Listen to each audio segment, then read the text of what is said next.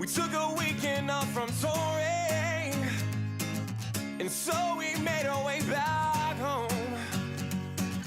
We heard a house party was brewing. It's Friday, so let's get drunk, yeah. We got a call from our boy Danny Mac. I'm just gonna let it ride a little bit. Are you? Just a second. Just really feeling the vibes, aren't you? It's Friday vibes, baby. Welcome, everybody, to the fourth episode of the Last Call podcast. Thanks for riding with us on this Friday. I am your host, Aaron Thompson, and alongside me, I have my co-host, Nick Warner. Hi, friends. Welcome back. I'm sorry to let everybody ride with us a little bit too long, but man, I was feeling the song and I just wanted to give a little bit more taste. You know, we cut it off at the same time every time. And I just wanted to give the audience a little bit more of the Ballyhoo with Alcohol Looks Beautiful tonight, which it does. You just seem like you're in a very, very good mood tonight. You must have had a great day of work or something. It was all right. Work was okay, but one thing that I have been doing is trying to go to the gym more often, work out, eat a little bit healthier, and this obviously is it working out? It is working out. Yeah, it's working out. I'm working out. We're making progress slowly but surely. Are you feeling better? Or are you sleeping better? Sleep? No, I can't sleep to save my life, man. It's bad. I don't know what I need to do. I don't know what I need to do to sleep better, but sleep is not going my way right now. But yeah, drinking doesn't help. I do get like 2 cheat days or 2 cheat meals. It's not even like full days. I'm supposed to get 2 cheat meals to keep my sanity. But went to the gym. Recommended in your workout routine? The guy that I follow. Whoever wrote it? The guy that I follow, that's what he does. Like his whole thing is he doesn't want you to have to count macros, which are like proteins, fats, carbs, and he just wants you to eat until you're full. Obviously, he's got a clean sheet of foods that you eat, and then on the weekends you can drink beer and you can eat, cheat meals, have a burger, have tacos, have whatever. But it's pretty strict. You got to be clean during the week. Right, you get your two cheat meals, and then you can have some beers maybe, but you got to be clean. But anyways, enough about my diet. We'll get into that in a little bit, I guess. But what are you drinking tonight, Nick? I'm telling you, I'm sticking with the same thing. I'm sticking with the Budweiser. I am not giving up until we're sponsored by Budweiser. It's a life goal. Grab some buds. Grab some buds sure. With your buds, as usual. We can't break the tradition. Well, before I get into my story, Nick, cheers. I am drinking High Noon, and I don't know. Do you know what High Noon is, right? I do, but go ahead and explain it for those who don't know. Well, it's on the can. It says vodka soda, right? It's kind of a seltzer-y drink, but it's High Noon vodka and soda made with real juice, apparently. And they're very tasty. Like, I really like them. But I haven't had them in a while, or I haven't bought any in a while. So I went into the store and I bought some the other day. And this was during the Super Bowl. I ran out of beer, so I went and I saw they had High Noons. I took it to the counter, and the guy rings it up, and he goes, "Guess how much it was for the 12-pack I bought?" Were they running some deal? I don't know. For a 12-pack, $10. $30. For 12 High Noons. And this is a 12-ounce can? 12-ounce can, 12-pack of High Noons, $30. I don't know if the liquor store jacked up the price or if High Noon jacked up the price, but that's ridiculous. And I audibly in the store go, Jesus Christ, they raised the price. And like asked the guy when. He was like, I don't know, man. And it was like, I could almost buy a bottle of Woodford Reserve, right? I could buy a nice, decent bottle of whiskey for that. So I like High Noons. They taste great, but I can't justify spending $30 on a 12-pack of vodka soda. But have you checked, and is the price still that high, or was it just for that one night? And maybe they were trying to get people that were maybe out getting liquor for the Super Bowl or something like that. I don't know. No, I have not been back to check the price since. But yeah, $30 for a 12-pack of High Noon. Like, I'm not gonna buy them anymore unless they come down in price. I'm not gonna know until next week if the price is the same or not. Well, I can go check, but I mean, Right yeah. now, right in the middle of the podcast, I need to know. All right, I'm out. Thank God, now that he's gone. So, anyways, I did go get these during the Super Bowl, and you know, going back to my diet, like I just ate too much during the Super Bowl, and it really did, you know, affect my diet and didn't really feel great. You know, I've been trying to eat cleaner, eat healthier, work out, and so I didn't really feel great. And there's a lot of things that come with being fat that I didn't realize until I got fat. So, I like, love the way you phrase that. There's a lot of things that come with being fat. well, the biggest one is clothes not fitting. Right? Is if I gain a lot of weight, I can't fit into my clothes. If I lose a lot of weight, I can't fit into my clothes. And one of the reasons when you're fat that I can't fit into my clothes is because my love handles hang out like kind of over my ass, and so jeans don't fit well because they have nothing to hold on to, so they fall off. Well, since I've been losing a little bit of weight, my other pants have started to do that too. So coming home from the gym today, I stop and I get my cheat meal, right? I got a Euro and I got some French fries, and it's snowed, about a foot of snow still on the ground in Michigan. And so I have my gym bag, I have my Euro, I have my French fries, I have my sweatpants with my phone and my keys in my pocket. I'm trying to get out of my car with my bag, with my food, not spill everything. All the while, my gravity is working against me because the keys and the phone in my pocket are pulling my sweatpants down. So now I'm trying to walk like a cowboy through a fucking 12 inches of snow while holding my French fries and my gym bag, not trying to spill my Euro as I waddle up to my house. There's too much snow on the ground, so I can't actually put my food down and like pull my pants up. So I'm just waddling. You are a fucking mess. So I'm just waddling into my house. Then I have to like put all the stuff in such a way in my arm so that I can actually like pop the door open, right? And again, even our porch has still some snow on it, so I didn't want to like put my food down in the wet snow. So I'm just like cowboying this shit, doing a balancing act. Like, have you ever seen that person in the NBA? I think her name's Red Panda, where she like balances on a unicycle and then like bounces. Oh, like the halftime show, like yeah, appearance, whatever. I'm literally just doing that shit as I'm trying to get into my house. So, yeah, losing weight and gaining weight has really taken a toll on the clothes that I'm wearing, and making it an obstacle course apparently for me to get into my own house as my clothes start to like fall off because they don't fit anymore. I just wish your life seems kind of like a sitcom, you know? You know what I mean? Kind of like this. You know.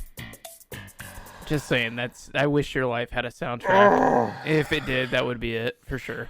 Well, speaking of that show, it's perfect.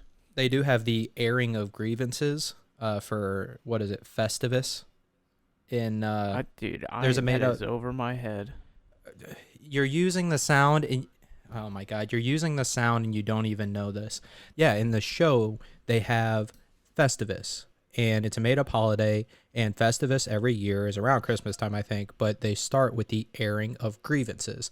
And I feel like the past few shows I've been airing my grievances. So, you know what, if you're going to be in charge of the sounder and you're going to have that sound and reference that show, you got to know some of this stuff, man. How do I know more about this than you? Yeah, I'm just giving the people what they want. A lot of people have been emailing in, messaging me.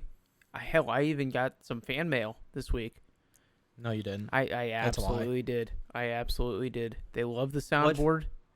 They're just. What fan mail did you get? Okay, you know what? I got it right in front of me, and here I'm showing you over video cam. The listeners can't see it, but it's there.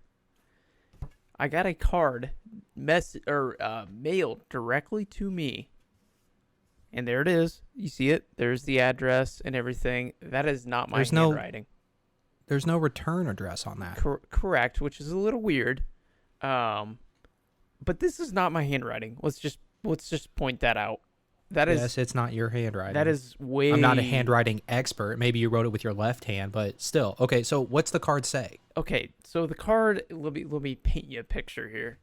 So on the front of it, it's got like one of those candy hearts. You know, like the I don't know. The be mine, the hug me or kiss me but one. the fucking disgusting ones that taste like Tums. You know those. Oh yeah, the chalk ones. Yeah, they're disgusting. When you got acid reflux, you just grab a handful of those and eat them. But on the front of it, instead of "be mine" or "love you" or whatever, it says "shit, bitch, you is fine." And then I open it up, and on the inside of it, it's just got XOXOXO with no writing on it, nothing. So there is no return address. There is nothing written on it on the card itself. I have no idea where it came from. Hey Nick, What's that? I think you have a secret admirer. I think I do too. It And is. guess what? It's that time of year, isn't it? It's just in time for Valentine's Day, buddy. Ooh, I got a secret admirer. Okay, I do have one problem with my secret admirer though. What's that? No candy. No Playing hard to candy. get, maybe. Okay, Playing hard to get. Well, funny enough though, they don't know this, but I actually took a class on dusting for prints, so I am gonna take this envelope. Why? Why not? You never know when it might be useful. What? Yeah. So here's the perfect case. I'm gonna dust this envelope for prints. I'm gonna run it through a database, and I'm gonna find out who sent this to me, and I will find you, and I will thank you. You do that, super sleuth. It's another new life goal. I've got a lot to work on. Get after it, Sherlock But Holmes. On the other hand, I'm amazed. I don't know. It's a little creepy though, because I don't know. It's somebody that definitely knows me and somehow got my address. So we'll see. So whoever you are, if you could come forward, that would be great. me, on the other hand, I do not have a secret admirer, and I will be spending Valentine's Day as I did last year, most likely. Crying in a bathroom? That only happened at the end of the night. So me and one of my buddies up here in Grand Rapids decided to go to the local watering hole. And it was me, him, a couple other dudes. There were 3 waitresses at the bar. We played Keno and pull tabs all night. Can we just acknowledge one thing? This time of year last year, you were still going to a bar. And how weird that is to think that. Yeah, and It sucks. bars are... I hate thinking about it, but... Well, bars are open, yes, in full capacity. Right. Bars are open up here, like in limited capacity, and they have to close at 10. Right. COVID doesn't strike after 10 p.m. No, COVID only strikes after 10 p.m. Oh, yeah. Sorry, I got that backwards. That's embarrassing. So it's and I think the reason is because it's like more people will be out, more people will be drinking, and they'll be less, COVID safe. And it's like, motherfucker, you underestimate how much I can drink before 10 p.m. Like, don't challenge me with a good time. Joke's on you. I'm going to pregame it, just like every other college party that we did. Yeah, you just shifted my pregame up an extra 2-3 hours. Like, this isn't doing anything. I can get just as hammered before 10 as I could by 2 a.m. It's called adapting and overcoming. Adapt and overcome. What is it? Survive and advance? No. What? Oh, Survive you in talking about advance. the Bear Grylls? Huh? What, the Bear Grylls thing? No, just in general. I'm just surviving and advancing. That's just how I live my life. I survive one task and I advance to the next one. I was talking about the Bear Grylls meme, the improvise, adapt, overcome. Oh, okay. No, I that one was a little bit too obscure for me. We're all about the memes here. That is not obscure. You're just your meme references. Well, then maybe are I'm as just good as mine. uncultured. My bad. But anyways, yeah, my Valentine's Day last year, me and my buddy went to the bars, drank a ton, stumbled out of the bar after losing money on Keno and pull tabs.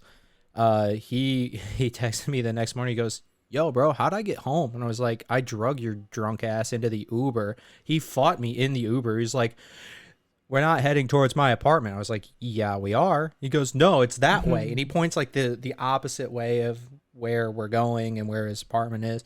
I let him out of the Uber thinking like, oh, he's going to get upstairs to his apartment. And he did. But yeah, that was a fun night. And, you know, the bartender we had, she was really cool and just talked to us the whole time. So, yeah, that was a good Valentine's Day. I'm just saying that doesn't sound like a horrible Valentine's Day. No, it was possibly the best Valentine's Day I've ever had. I didn't have to make plans. I just went to the bar. I got drunk. I lost money because that's what I do is when I gamble, I lose money. I never win money. I guess that's why they call it gambling. I never win money. I only lose money, but I have fun doing it. After last week's episode of talking about sports gambling and everything, I think you've got an issue. I mean, if we want to talk about it, 1-800-GAMBLER, I think is the number. I don't know that by heart or anything, but I think it's 1-800-GAMBLER. You have a losing problem. You definitely don't have a winning problem. I take the big as far as gambling goes. I take L's apparently when it comes to a lot. You know, risk reward, man. Just life in general. Risk reward. Or no, mainly in gambling. Mainly in gambling. I take the big L's, but you know, all you need is one big win, though. That's what keeps me going. I just need. It's always out there. It's one more game away. Just one more hand of blackjack, and I'm good. But then I lose, and then I'm like, I got to make that money back. I did. Slippery slope. Man, that might have been the most depressing Uber ride I ever took. I don't want to go back into gambling too much, but you're making me want to drink more right now. Good, that's the point. So I was leaving the casino when I was living in Cincinnati, and I got in the Uber, and the Uber driver goes, "Hey man, you go to the casino a lot?" And I was like, "No, not really. I mean, I go every once in a while, and I might take like $100 or $200 in, but I don't like." I don't take thousands, and like I leave my wallet in the car and I just take my money or whatever. Just the cash whatever on hand. You're willing to lose. Exactly. He goes, "Yeah, man, I go probably twice a week." And he goes, "One time I actually hit the $60,000 slot jackpot." Ooh. And then I lost it all. Oh my God. In the same night? It was unclear. It almost made it sound like he lost it in the same night because he just kept betting bigger and bigger, but that's unclear. But I was like, well, now I'm depressed. Like, what do you expect me to say in this situation? Oh, you'll get him next time, bud. Sorry for your luck. Yes, sorry. I'm gonna get out of my cab now. I'm so sorry for your loss. Like, I don't know what to say. And he goes, "Yeah, the casino keeps coming back and offering me like free cruise trips and like free play at the casino." He goes, "I just want that 60 grand back." I was like, "Yeah, I wish you had it back too. I wouldn't be depressed at this point in my Uber ride, you know." So, I do enjoy gambling. It's like an entertainment. I don't ever take in more than I'm willing to lose, right? And some people spend it on fixing up their car, right? They want a new whatever for their car. Some people, might go out to the bars, right? And drop a huge bar tab. You know, I sometimes do that, but sometimes I go and gamble and just have a good time. See, if I'm gambling, like I'm not a big gambler, first off. But if I do gamble, there's got to be some amount of entertainment value to it. Yeah. Like when you're talking about pull tabs or like slots or something like that, where you have zero input on what's going to happen, I don't like that. I want to be able to like play blackjack where I have some amount of control over what's going to happen. Right. Or roulette where sure, there's not much control of what's going to happen, but at least I can get there's a little bit of show to it. I can pick where I want to put like what my odds want to be. You know what I mean? You feel like you're in more control, and I agree completely. And like, I don't know, I don't. Maybe this is a conspiracy theory. I get uneasy with like. Don't make me break out the soundboard again. No, not two. I can't do it two times in one episode. Don't but make it's me like, do it. I like the physical cards of a dealer being dealt over a video poker game. Sure. Yeah. You know what I mean? Because Yeah, I'm sure they're regulated. I'm sure they're regulated, but there's something about like the physical cards. But, you know, speaking of you and gambling, one of my favorite stories after college, some of our buddies went out to Vegas. for a senior trip, right? We didn't just go to Vegas either, though. You know, we didn't. No, we did a whole West. The whole experience. Well, that's a long story, and not all of it's interesting. But we went out west. We started in Seattle, worked our way down the coast, ended up in L.A., and then went to Vegas for a few days. And you told the guys going into it, I'm not a big gambler or whatever, but you wanted to be a part of things. So I remember I'm not going to go to Vegas and not gamble. Like, you have to. Right. I mean, even if it's like $10 or something, play a hand of blackjack. Just do it because you're there. Put it all on red, whatever you want to do. Exactly. But one of my favorite things was I remember I was sitting at a blackjack table and you were sitting at the penny slot machine behind me. And in Vegas, if you haven't been, they will come around. Waitresses, servers will come around and ask if you want anything to drink.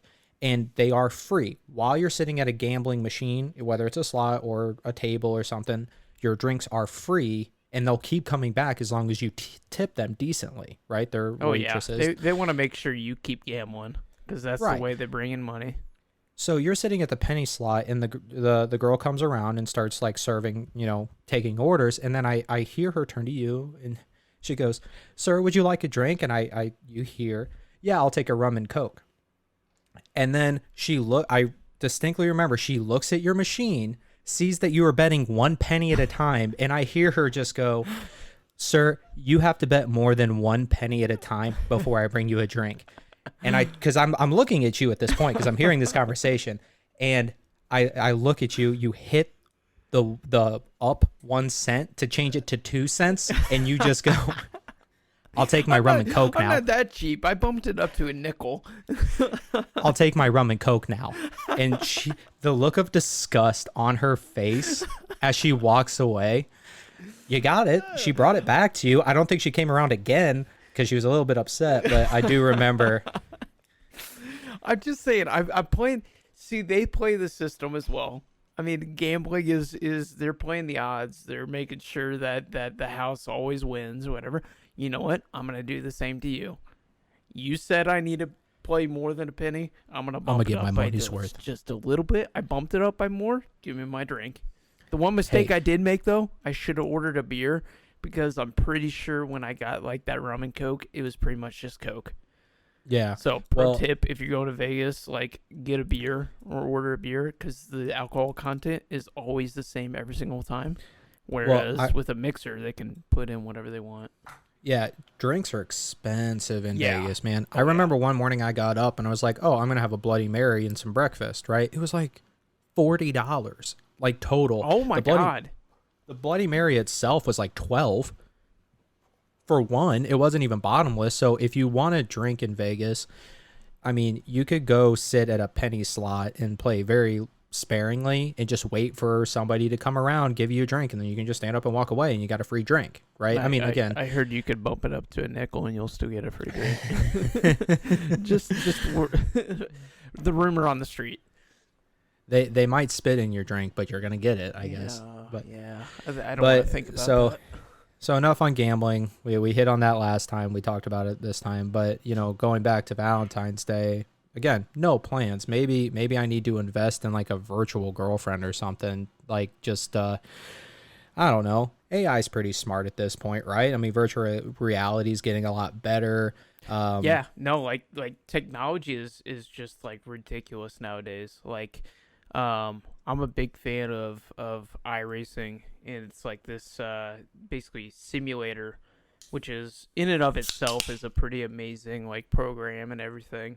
But it's really cool. They actually go out, they scan all of the tracks, and like. What do you mean by scan? So like they literally take like a laser scanner and then go out to the tracks and scan like the surfaces of the track. So every single bump and crack and everything is all in the racing surface. So that seems intense. Right.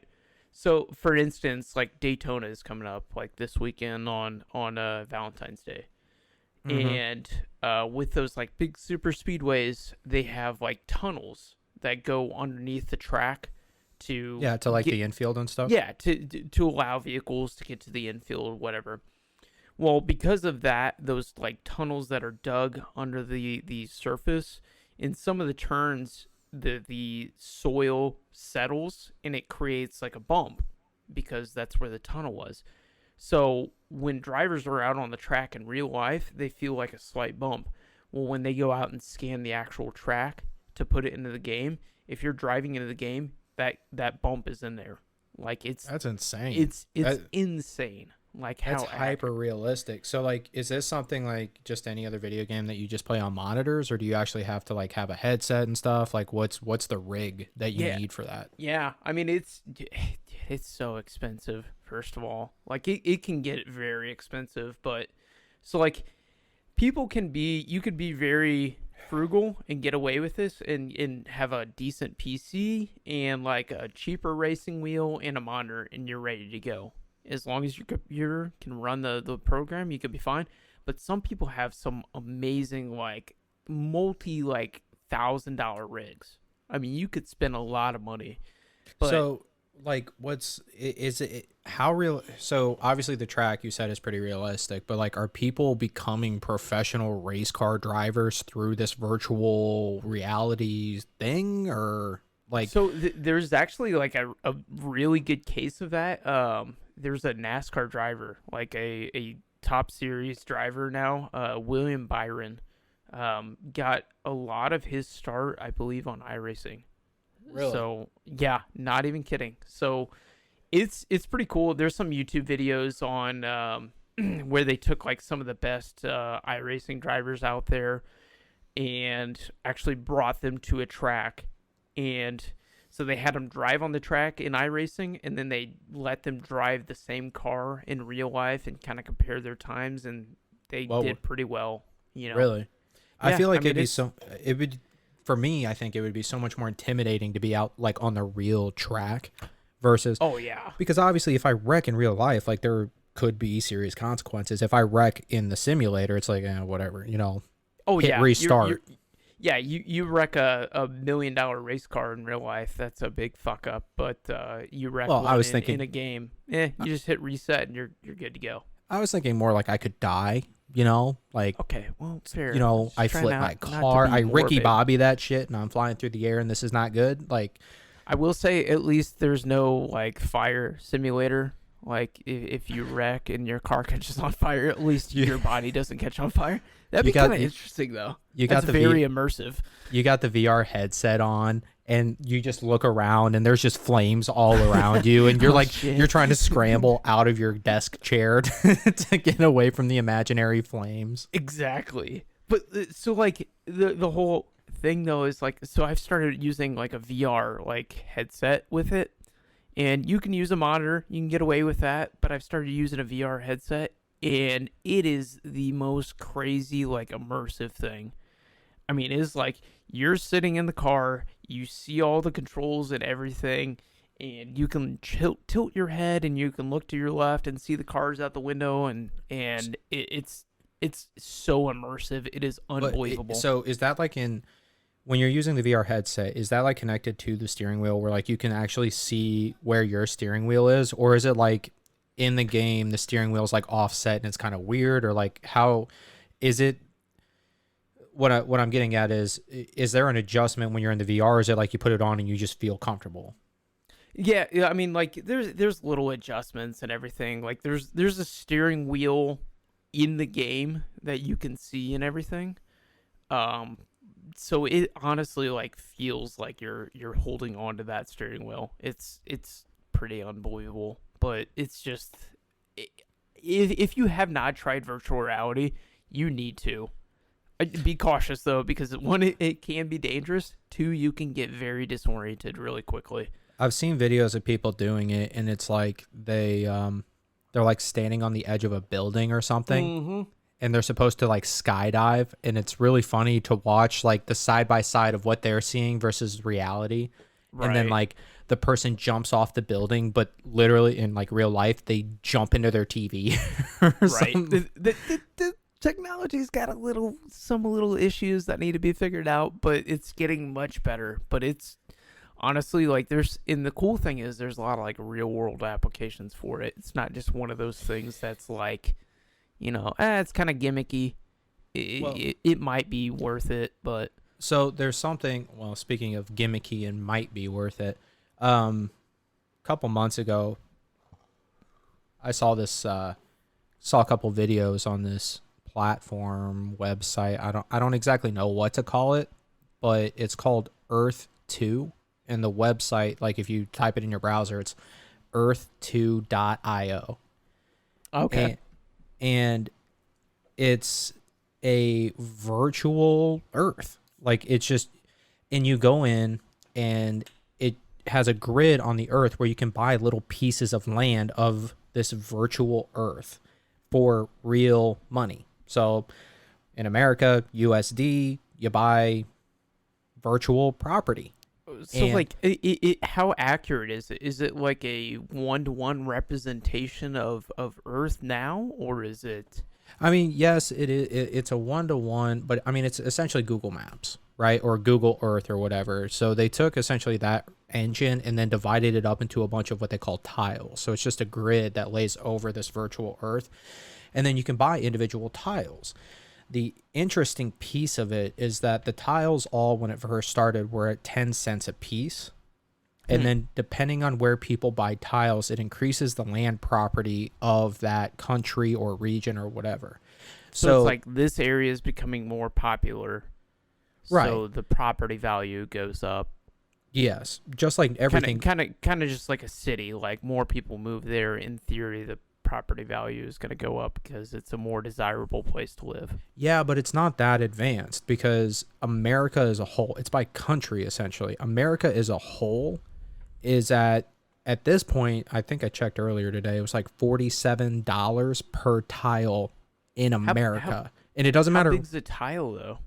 I think it was like 10 meter by 10 meter or something like that. Like it's Oh God, it's a I that's forget. not very big at all. It's not a big tile. I think I think they said there's like 7 billion tiles in this virtual Earth.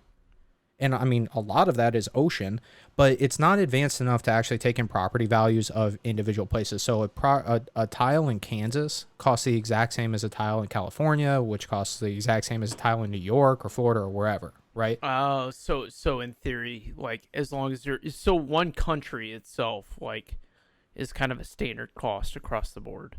Yes. So America as a whole, no matter where you buy in America, it's like $47 per tile. And then there are some, like I think I invested $120 into it. Oh, you're in. Oh, I'm in. I don't know what You're it's in on this. Yeah, I'm in, but I don't know. Oh my God. Well, I don't know what it's going to be. I don't know where it's going, but the co-founder of Oculus, or one of the founders, one of the initial people in Oculus, his name's Dylan Seo, SEO, is how you spell his last name. He's like an advisor of Earth 2.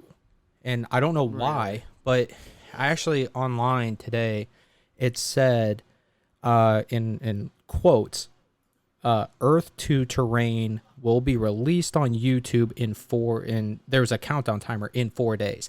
No idea what that means. The only thing I've read is that there's like 3 phases. 1, sell all the tiles. 2, like provide resources that people can like collect and trade so that they can build things in these geographical locations. And then 3, I think what their idea is that it's going to be a new virtual world where you can put your headset on and go and explore what people have built in this virtual world where it's an open landscape. That's what I think it is. Now, here's the catch. Like I said, I think I put $120 into this Earth 2, and right now, according to Earth 2, my property, if I sold it all, is worth like $520. So it's gone up. Yeah. Can you actually get that? Like you could sell it right now? But I have to sell it to a person. So I was talking to So you have to find somebody that's willing to buy it. Yes, it's just like any property value. I might own a house, but if I can't find somebody to sell it to, it's not, on paper it's worth this much. But if I don't sell it for that, that's not how much it's worth. So I have to actually go physically find somebody else in the marketplace to buy the property for it to be worth anything. So in theoretical dollars, my value's gone up like 400 or 500%. In real dollars, it's gone up zero because if I don't sell it, I don't get that money. So it's a weird concept, Earth 2. It's like you said, AI, virtual reality. It's becoming more and more like applicable to everyday life and stuff. I mean, I'm sure you were thinking more along the lines of something other than virtual Earth 2. Yeah.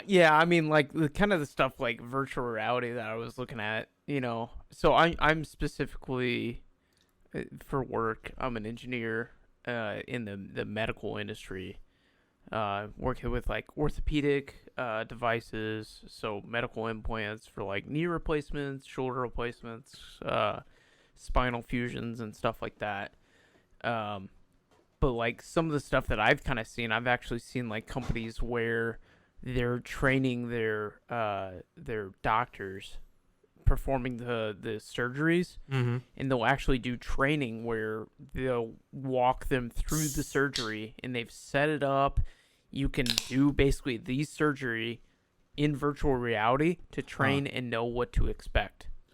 Like, how crazy is that you can train, you can, in theory, just do all this and learn it all right before you go into the surgery, and it's just cool. That's definitely a lot more practical than what Earth 2 seems to be. But, I mean, back in the day,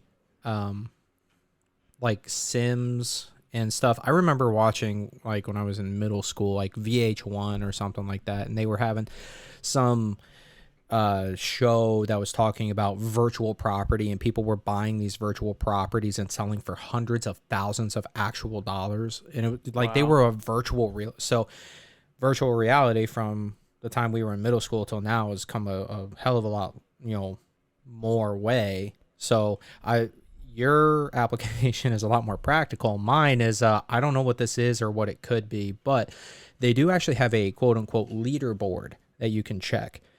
Any idea of who the leader, not who, but like how much money the leader in Earth 2 is worth? Would that be like the person that has the most money invested, or like has the most property value? I guess I think it's most property value. Okay, like in that's in theory not. Is that like what they purchased or what it's worth now? I think it's between.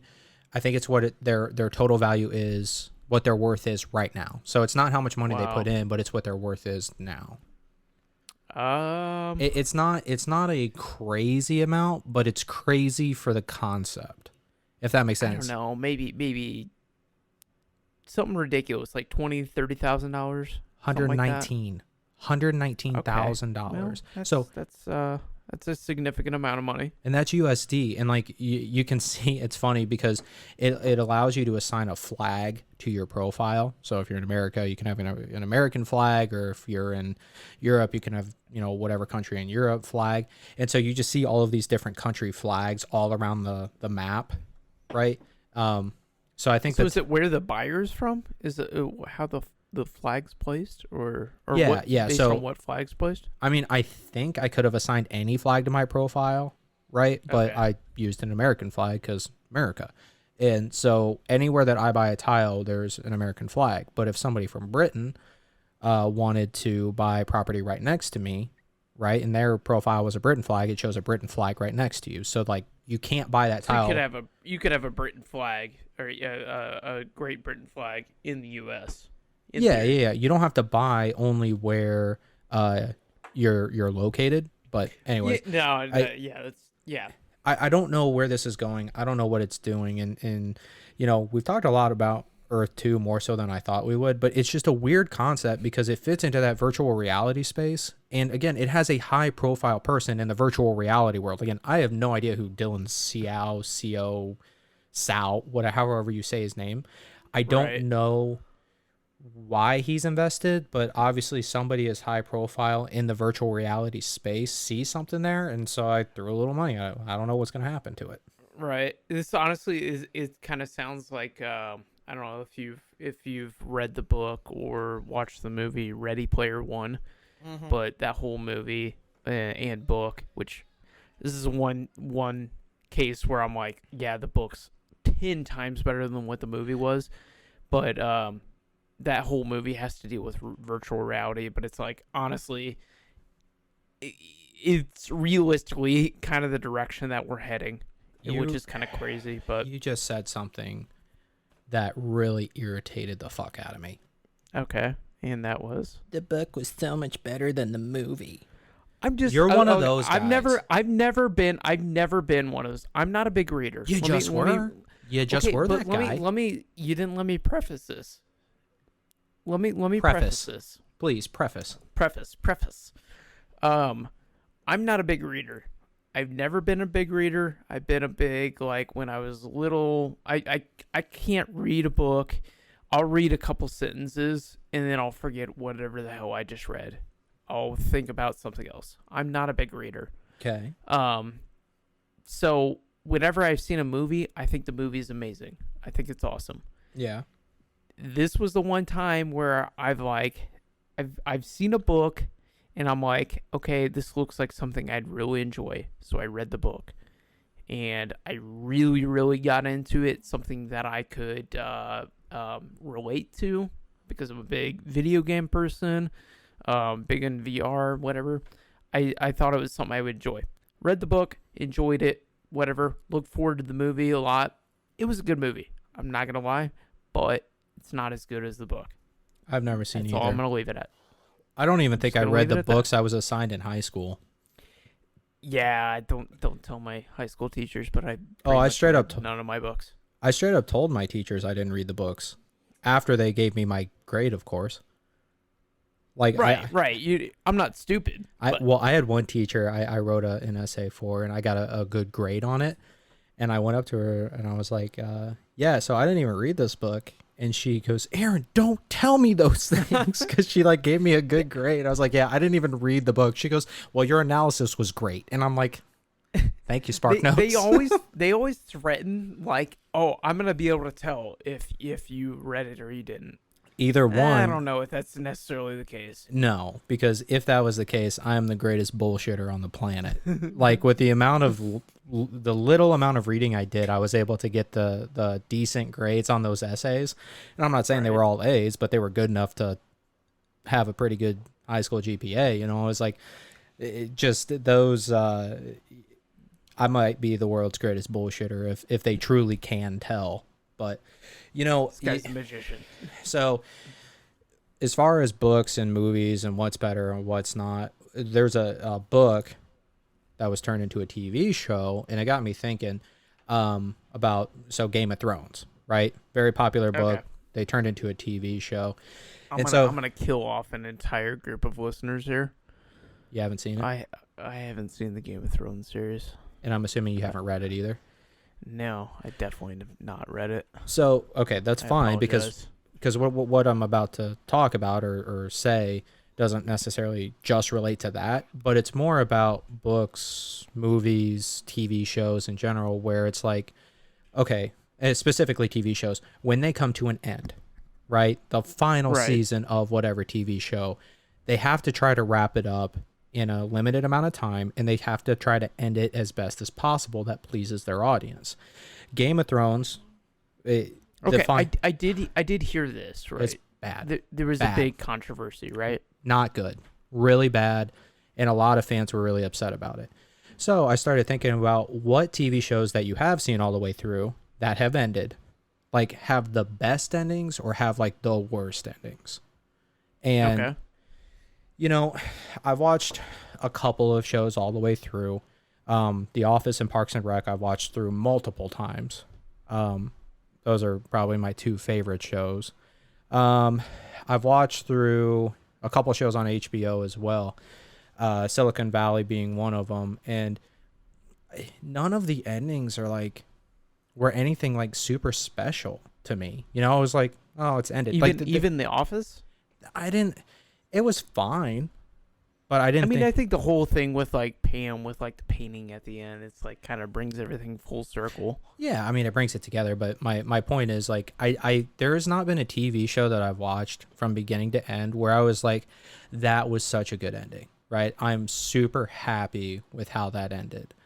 Game of You weren't satisfied, right, with how it ended. No, I was satisfied. Like, okay, it's over. It wasn't terrible, but I wasn't like overly excited. Like, man, that was just a great ending. Like, they tied it all together. They did this. They did that. Like, it was really well told. It was just, It was okay. And so I don't know. Do you have any TV shows that you've seen all the way through where you thought the ending was great or was just terrible? I'm just not a good.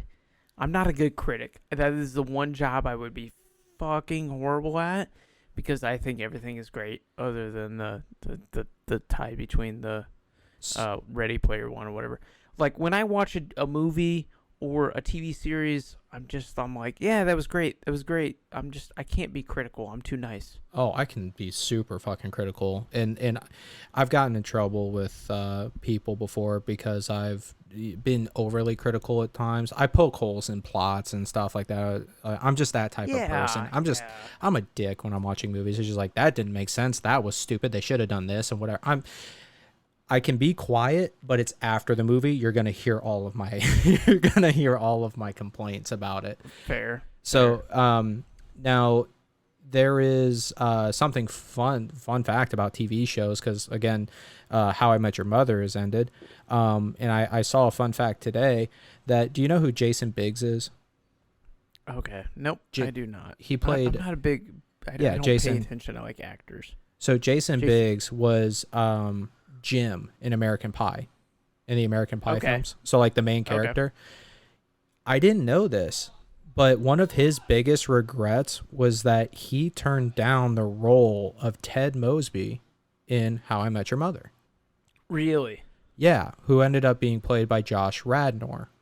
And I've heard some different people's opinions on Josh Radnor, whether he did good or not, but Jason Biggs, again, famous for the American Pie movies. He's been in some other stuff, but I didn't realize that some of these actors, it's really cool to me to see all of the actors that were considered for different parts.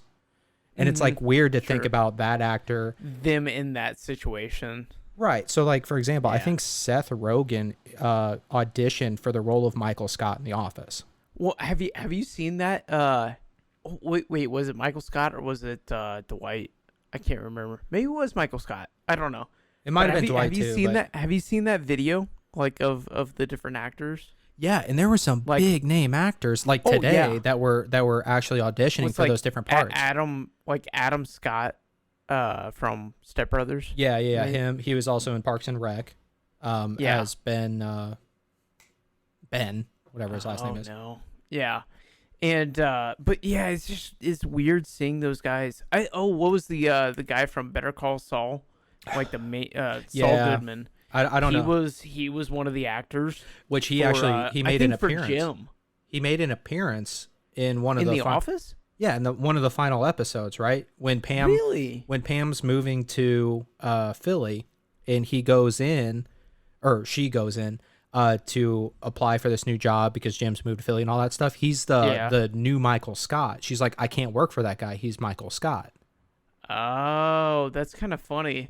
And it like, we would have never known that had that tape got released, which is kind of cool to think about. So there were some like subtle hints and stuff, but it is weird to think like, I can't see anybody else playing Michael Scott other than Steve Carell.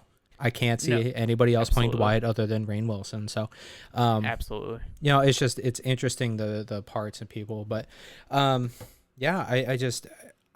have not been enthralled with any final season of any episode or not episode, but series. But there are some that you hear about, right? Like The Sopranos. Do you know how The Sopranos ends? I do not, man. I sound so fucking lame right now. You really do. I feel like. So The Sopranos has the infamous, I think they're sitting in a diner and then all of a sudden it just cuts to black. Huh. And that's it.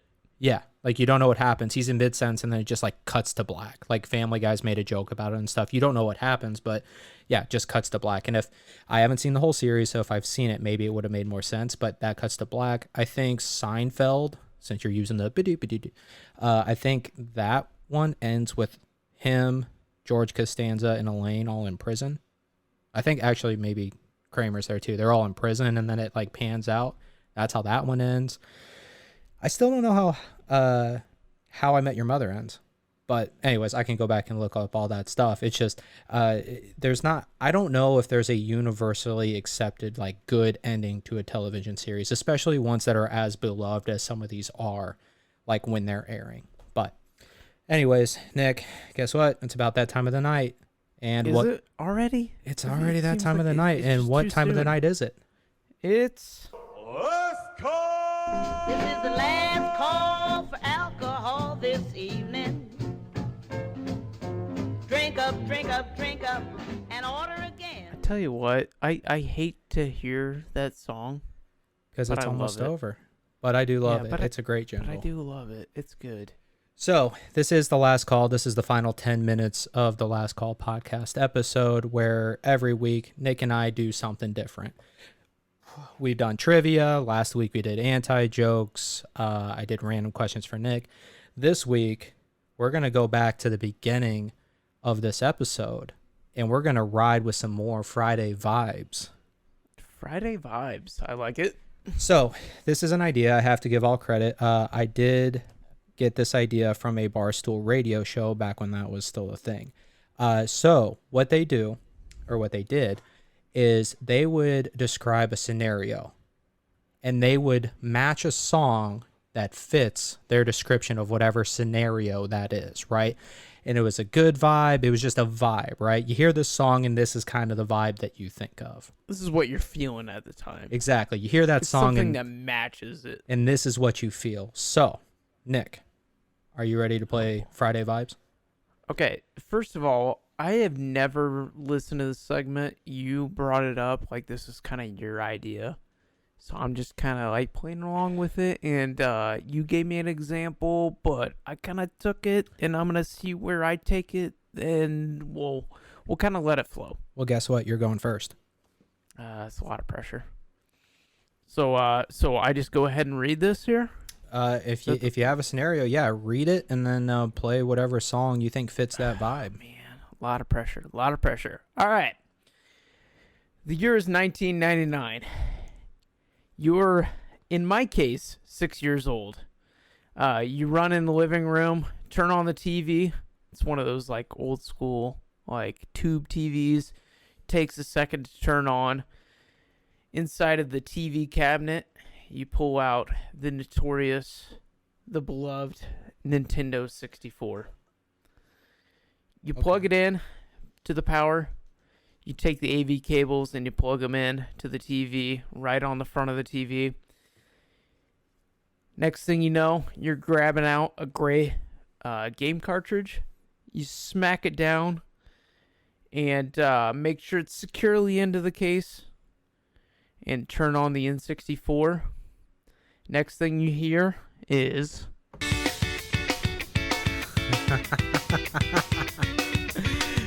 Tony Hawk, baby.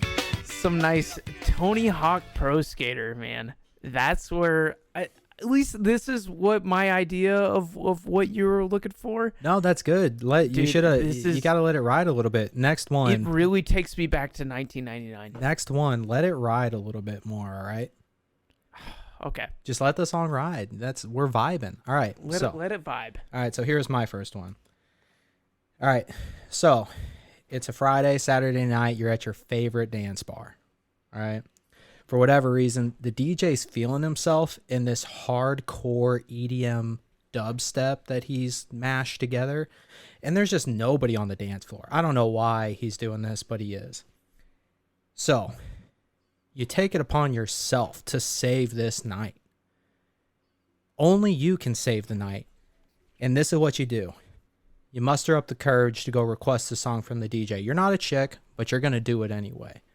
You go up to the DJ and you request this banger to get everybody's bodies moving again. This need to be. Here we go again. Bad Boy South. Oh, shoot. Entertainment. You know, I go by the name This shit is just a call to the dance floor. Everybody's looking around being like, is it that song? Are we doing this? Are we doing this? I think we're doing this. We're doing this. But for right now, what we gotta do for y'all, what we gonna do? We gotta give y'all a hit. Niggas in my face, damn near every day. Ask a million questions like Jock, where you stay. Till And I call everybody's where everybody's coming to the dance floor. I love that it, like you said, there's a call to the dance floor. There's a nice build up, and then we fucking hit it. 69 cutlass with the bucket seats. Beat in my trunk, bought it just for the freaks. Catch me in the hood, posted at the stove. Pistol in my lap on the phone, counting dough. That's a tough one to follow up on. I love that song. All right, I got something different, a little different perspective, different night at the bar, right? All right, you've been out drinking with your buddies all night. It's been a good night so far, been a perfect night. You had some drinks, you had some laughs, and your drunk ass made a fool of yourself on the dance floor. Naturally. Probably to, naturally to the song that you just played. But you didn't care. So everyone starts to go home. You decide, I kind of got the munchies. I want to get some food. So you head down to George's taco stand. You order some tacos. Cashier says that'll be $7. You go to pull out your wallet, only to find out your wallet's not there. Yeah, that fucking sucks. So embarrassed and feeling defeated and a little buzzed, you leave the taco shop. You order yourself an Uber. You hop in the Uber and you tell the driver, Take me home.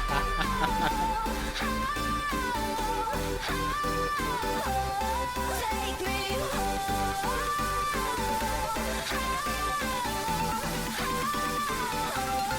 Take me. oh shit. I got the audio back. What did I tell you? Well, we came to a hard stop. I told you to let it ride. That was kind of a recording issue. We'll consult the IT department. God, they're all going to be fired. That's fine. Just me and myself. No, great What you song. got BB next? Rexa, and is that Cash Cash? Yes, I believe it is. Great song. Very good. I'm Great impressed. song. Love it. All right.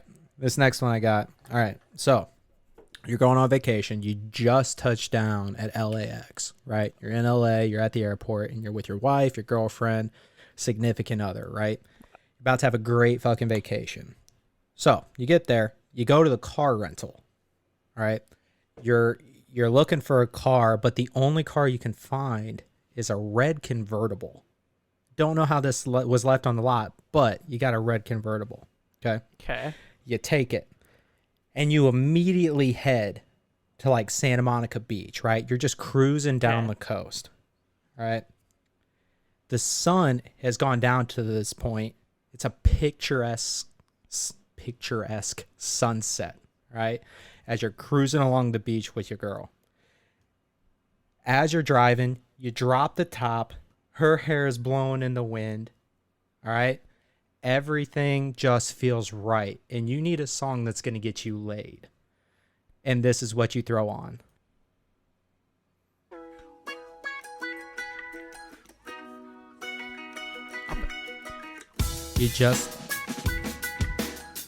There's some build up, but she's feeling it. Just wait.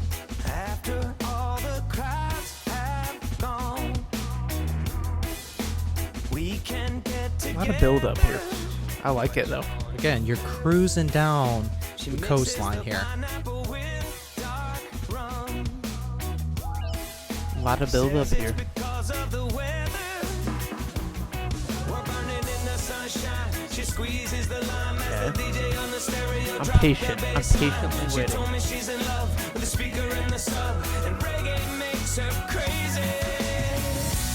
Maybe it's your eyes, how they pull me in. Maybe it's your skin, either way I win.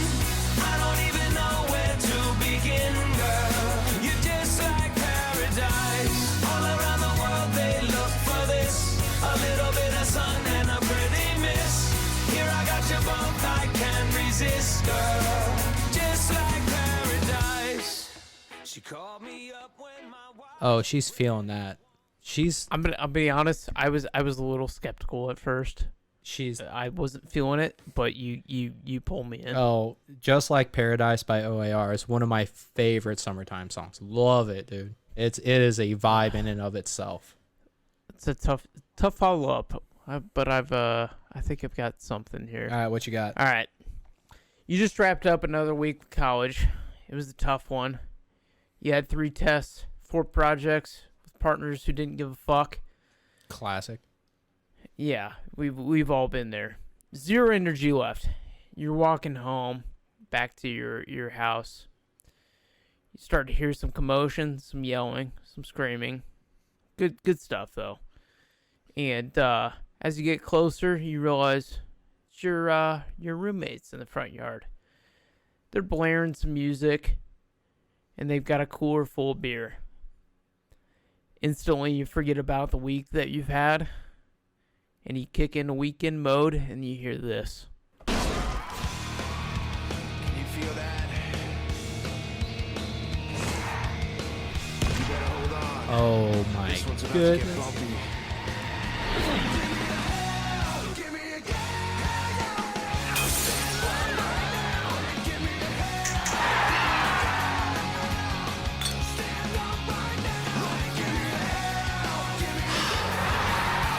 God, this just gets me pumped.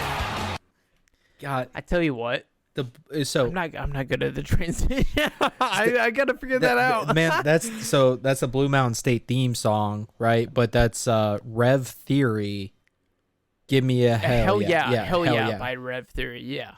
Oh, Which is fucking awesome. oh, it's a great song, and man, in a good series So, too. Good TV series. Blue Mountain State was when I was in high school playing football, and I would actually listen to that song as we were traveling to go play football to get me pumped up. Man, it's a great fucking song. Perfect.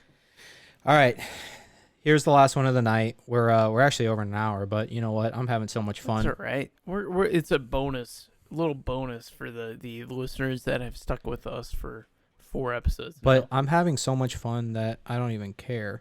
So here's what we're about to do. I'm queuing up the next song. I apologize. All right, so last vibe of the night. We're going back to the bar where you just got the crowd moving with Okay. Young Jock. It's going down, right? So it's late at night at this bar at this point. Maybe midnight, 12:30, right? The frat bros are out in full force. Oh boy. They're out in full force. And they want to listen to Blink 182, but they know that they need a transition song before they start rocking out to What's My Age Again. All right? Okay. So, The scene is set. the scene is set. So, they go up to the DJ booth, much like myself did with the Young Jock, and they politely ask the DJ, "Do you know who my dad is?" And the DJ, in fear of being sued by this young frat star's father, throws on this absolute fucking banger. Oh shoot. Beautiful. Love it. The white people anthem.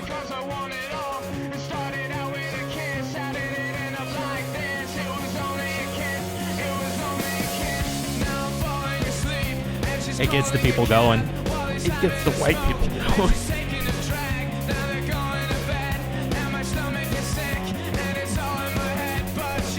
Get the Arroz con Pollo ready to go. We got the white people special. Can I get an order of chips and queso?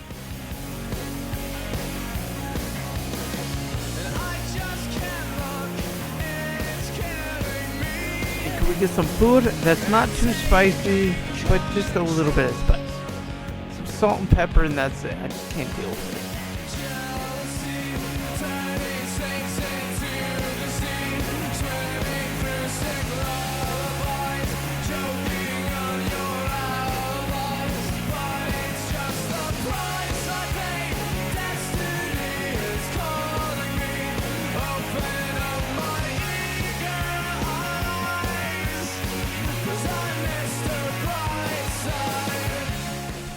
Oh, Mr. Brightside by the Killers. Yeah, I'll give it to you. It was a very good one. You know, at some point in the night, that's what the music becomes, right? It goes from like Mr. Brightside is like the transition song, and then it goes into Blink 182, Simple Plan, all those other like emo bands. It's the introduction to the punky rock. Yeah, no, but it's always like around midnight or 12:30 a.m. That's the vibe period. That's where we gotta see where the people that are gonna stick around and hang out, when the fucking loser's gonna go home. And we're about to go home right now. Thank you all for riding with us on this Friday. I know it's over. I had a great time doing this. Already? It is time already. It is closing time. I'm your host, Aaron Thompson. Alongside me, Nick Warner. You can find us on iTunes, Spotify, and YouTube. You can email us, like Nick got his fan letter sent directly to his apartment. You can email us at THEE last call podcast at gmail.com. And hey, real quick, Nick, guess what? A special treat next week. What's that? We're going to have a guest host. Oh, shoot. First guest? First guest host. We'll see how he does. I don't think he's going to realize what he's in for, but we're going to have fun doing it. So ride with us this week. Thank you for riding with us this week. Ride with us next Friday and have a great fucking Friday.